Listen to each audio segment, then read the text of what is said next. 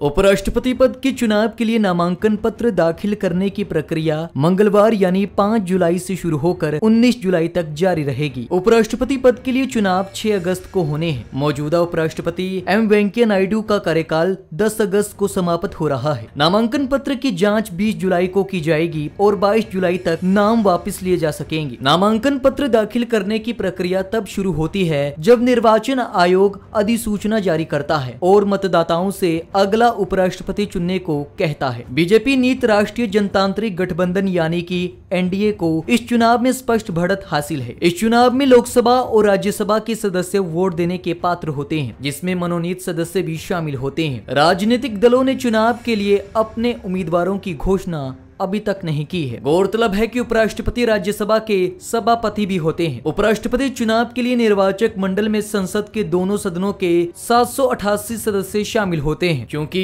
निर्वाचक मंडल के सभी सदस्य संसद के दोनों सदनों के सदस्य हैं, इसलिए प्रत्येक संसद सदस्य के मत का मूल्य समान अर्थात 1 होगा। चुनाव अनुपातिक प्रतिनिधित्व प्रणाली के अनुसार एकल संकरणीय मत के माध्यम से होगा और चुनाव गुप्त मतदान के द्वारा होगा। इस प्रणाली में निर्वाचन को उम्मीदवारों के नामों के सामने वरीयताएं अंकित करनी होती हैं। आयोग ने कहा कि मतदाताओं से मतदान की गोपनीयता को निष्ठा पूर्वक बनाए रखने की अपेक्षा की जाती है। इस चुनाव में खुले मतदान की कोई अवधारणा नहीं है और राष्ट्रपति एवं उपराष्ट्रपति के चुनाव में किसी भी परिस्थिति में किसी को भी मतपत्र दिखाना पूरी तरह से प्रतिबंधित है। उम्मीदवार के नामांकन पत्र में 20 प्रस्तावकों और 20 अनुमोदकों के हस्ताक्षर होने चाहिए। एक निर्वाचन या तो प्रस्तावक या अनुमोदक के रूप में उम्मीदवार के केवल एक नामांकन पत्र पर अपना हस्ताक्षर कर सकता है। एक उम्मीदवार अधिकतम 4 नामांकन पत्र दाखिल कर सकता है। चुनाव के लिए जमानत राशि 15,000 रुपए है। वर्ष 1974 के नियमों में निर्धारित मतदान प्रक्रिया में